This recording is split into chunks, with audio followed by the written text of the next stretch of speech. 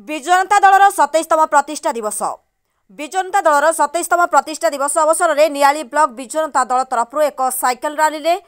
फुलनखरा ठारू नियाली पर्यंत आसिथिले एवं वृक्षरोपण सह नियाली अचिन्हा पड़िया एक साधारण सभार आयोजन होता। से कार्यक्रम में नियालीर विधायक प्रमोद कुमार मल्लिक जोगदे विजु पट्टनायक प्रतिमूर्ति में पुष्पमाल्य अर्पण करने सह दलर प्रतिष्ठा दिवस पर विधायकों सह समस्त कर्मी जोगदे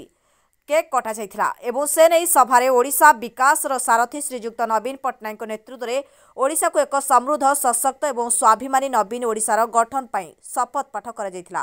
एवं परे सभा शांत होइथिला। आज विजु जनता दल 27तम प्रतिष्ठा दिवस से अवसर में माननीय मुख्यमंत्री तथा विजु जनता दल सभापति श्रीयुक्त नवीन पट्टनायक निर्देश में आम तीनोटी ब्लॉक विभिन्न ढंग से आज यही प्रतिष्ठा दिवस पालन करूँ। आप जानते विजु जनता दल खाली गोटे राजनीतिक दल नुहे, या सामाजिक कार्यकलाप करने प्रतिश्रुतिबद्ध। आप जानते जीवन बिंदु एवं मो परिवार माध्यम यही दल समग्र राज्य नुहे, राज्य बाहर जो मैंने अच्छा आम ओडिशावासी मैंने जो असुविधा पड़ुंट ताकू साहाय्य कर जिते जहाँ दरकार ता मो परिवार तरफ जोगे दिया यही क्रम आज नियाली निर्वाचन मंडल तीनोटी ब्लॉक रे विभिन्न ढंग से विजु जनता दल तार 27तम प्रतिष्ठा दिवस पालन कर बारंगर 8टी पंचायत महिदरपड़ा गोष्ठी केन्द्र में रक्तदान शिविर चली गाँ गंडे वृक्षरोपण चली से भली कंटापड़ा ब्लॉक 14टी पंचायत अड़सपुर स्वास्थ्य गोष्ठी स्वास्थ्य केन्द्र में रक्तदान शिविर चली गाँ गंडे वृक्षरोपण चली सहित आज नियाली जेहेतु 2टी ब्लॉक रे आम रक्तदान शिविर थिला नियालीर 200 रु अधिक युवक आज माननीय मुख्यमंत्री आह्वान रे नवीन निवास ठारू आनंद भवन ठारू विजु बाबू जन्म नवीन बाबू जन्म स्थान आनंद भवन ठारू सखवन पर्यंत एक विराट साइकेल यात्रा जोगदे नियालीर 200 युवक आज जोगदे आमर जो प्रतिश्रुतिबद्धता विजु जनता दलर आम खाली राजनीति करूनी लोक साहाय्य सहानुभूति लोक दरकार एवं लोक पाखे सब पहुँचू किंतु केन्द्र बारंबार अवहेला आमको से कार्य अनेक विच्युत कर तथापि आमर आर्थिक सुपरिचालना आम आज गोटे श्रेष्ठ राज्य भाव परिणत कर माननीय मुख्यमंत्री नेतृत्व में एक श्रेष्ठ राज्य में परिणत हो पारी। दिन थिला ओडिशा था भोकल भूगोल आज ओडिशा हूँ जे अन्य राज्य को खाद्य पदार्थ जोगाऊँ सब क्षेत्र में ओडिशा आगे चली